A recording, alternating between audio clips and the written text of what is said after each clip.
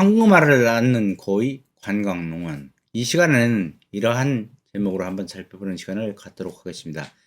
관광농원은 최근 이제 많이 여러 곳에서 여러 사람들이 이렇게 설치를 하고 있는데, 관광농원을 이르러 많은 분들이 이야기하기를 황금알을 낳는 고의다, 이렇게 이야기를 종종 합니다. 왜냐하면 예를 들어서 농림지역이면은 상당히 쌉니다. 지역에 따라서 다르겠지만 뭐 한 5만 원 미만으로 이렇게 보통 거래가 되는데, 이 임야를 사가지고서 거기다 관광농원을 조성하면은 뭐 50배, 100배 이상의 수익이 창출되고, 투지만 해도, 그리고 이용하여서 그 이용상 가치도, 투자 이익도 상당히 높습니다. 지난번에 사실 관광농원에 대해서는 한번 유튜브로 제작을 한 바가 있습니다. 그러나 이 시간에는 좀 더 구체적으로 실질적인 면을 한번 살펴보는 시간을 갖도록 할 것입니다.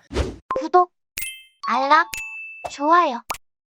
관광농원은 관광을 목적으로 그 지역의 특산, 특용 작물을 재배하여 관광객에 직접 판매하여 관광용으로 운영하는 농원, 이렇게 했는데, 이 사실은 일부만 제외하고 모든 것을 다 할 수 있는 것이 관광농원입니다.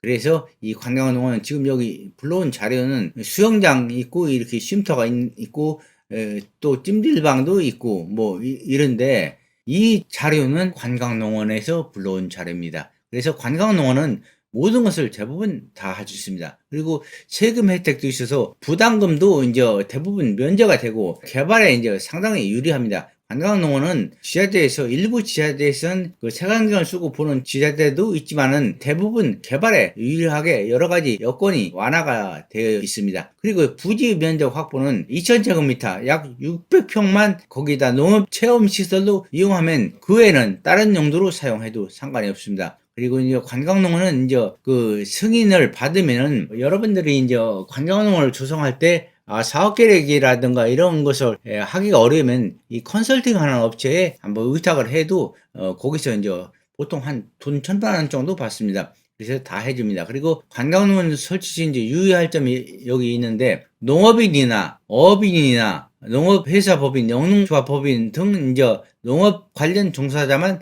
허가 신청이 가능하고, 부지 면적은 위에서 얘기한 대로 600평, 2,000평방미터에서 10만 평방미터 미만, 그러니까 3만 평까지 가능하고, 개발 면적이 도로폭을 충분히 확보해야지. 지자체마다 이것은 다릅니다. 그래서 이거는 이제 참고하시고, 개발 면적에 따라 이제 환경평가를 받고, 융자와 관련된 사항은 별도로 하게 했는데, 융자는 정부 지역 혜택이 많습니다. 이것은 정책 자금을 이렇게 탈 수도 있고, 여러 가지 유리한 면이 있습니다. 관광농원의 정의를 한번 살펴보도록 하겠습니다. 관광농원 농어촌 자원과 농림수산 생산 기반을 이용하여 지역 특산물 판매, 영농체험시설, 체육시설, 휴양시설, 숙박시설, 음식 또는 용역을 제공하거나 그 밖에 이에 딸린 시설을 갖춰 이용하게 하는 사업이라고 명시되어 있는데, 실제 관광농원은 거의 대부분 모든 것을 다 할 수 있습니다.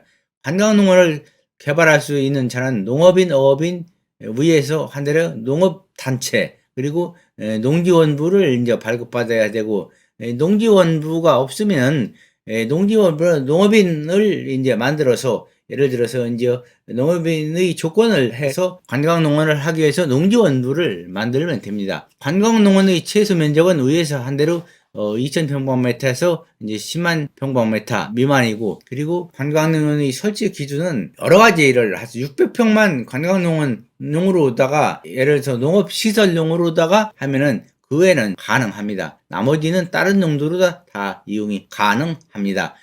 관광농원이 불가능한 지역은 딱 한 군데, 공인용 산지는 불가능합니다. 이 공인용 산지는 뭐 다른 시설도 모든 것이 불가능합니다. 그래서 이제 이것은 안 되고, 관광농원의 세부 기준은 여기서 뭐 다른 것은 경사도 25도 미만, 대부분 지자체에서 이제 25도를 하는데, 그것은 지자체마다 적용을 달리합니다. 예를 들어서 공주시 같은 경우는 25도인데, 이 세종시 같은 경우는 10.5도이고, 이렇게 지역마다 다르니까 그런 참고를 하시면 됩니다. 그리고 관광농업은 주말농장 분양사업은 부동산 임대사업자로만 등록할 수 있다, 이렇게 했는데, 체험농장을 하면서 일명 주말농장을 하면서 뭐 여러 가지를 다 할 수 있고, 또 예를 들어 진입할 때 그 토지가 다른 사람 토지면 이 토지사용 승낙서를 받거나, 혹은 그 지분을 사거나 적당한 대가를 두고 이렇게 구입을 하면 됩니다.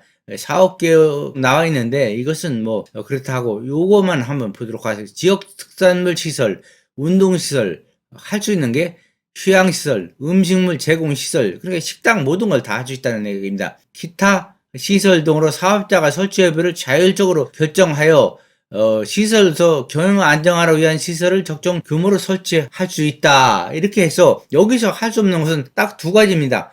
유흥주점이나 다단주점만 빼놓고는 모든 것을 다 할 수 있습니다. 그리고 융자도 정부에서 뭐 연리 3%다 5년 거치 10년 상한해서 실제 이제 자기 돈 별로 안 들이고 할 수 있다. 이렇게 농업인의 범위, 농업인이어야 하는데 농업인의 범위는 뭐 실수입니다. 농업인의 범위는 뭐 1년 중 91월 농업에 종사한다든가 그다음에 330제곱미터 그러니까 1000평방미터 그러니까 1000평방미터면 330평 이상만 가지고 있으면 되고 330평 미만일 경우에는 거기다가 뭐 버섯집에서 하는 비닐하우스를 지면 됩니다.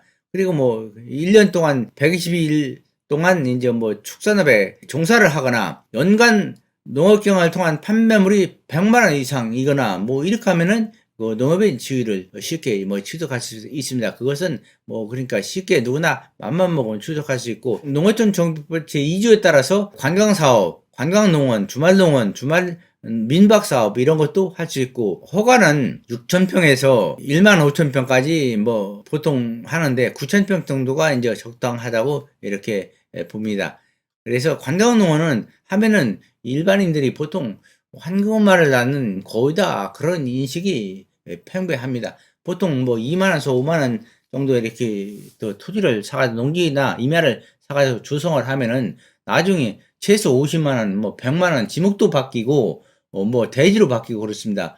100만원 정도 이렇게 이 100만원 이상의 가치가 올라가는데 거기다 뭐 찜질방도 하고 뭐 체육시설, 휴양시설, 뭐 콘도시기로다가 이렇게 분양은 안 됩니다. 지금 법 밖에 분양은 안 되는데 그렇게 할 수 있으니까 뭐 그야말로 100배 수익 창출도 쉽게 하는 사람들이 대부분입니다. 그래서 이런 것을 한번 참고하시고 여기 쭉 해놨는데 자연학습형, 주말 농원은 심신수련, 농어촌 휴양형, 뭐 효도 농원형 여러 가지 형태로다 자기가 필요한 대로 이렇게 할 수가 있습니다. 그리고 농장을 운영하는 데에서 이제 이렇게 사업 계획을 하거나 이렇게 승인 받는 것에 좀 자기가 하기가 어려운 분들은 이렇게 컨설팅 하는 분들한테 맡기면 돈 1,000만 원 주면은 다 이렇게 합니다. 그래서 개발 사업, 개발 계획, 그다음에 운영 계획 등 여러 가지를 다 하고 그다음에 관광농원 사업 계획 승인을 받으면 그다음에 모든 것을 할 수가 있습니다.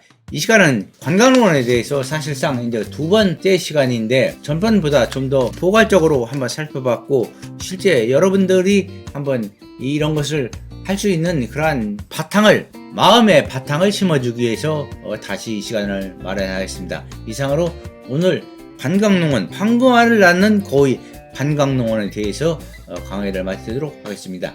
감사합니다.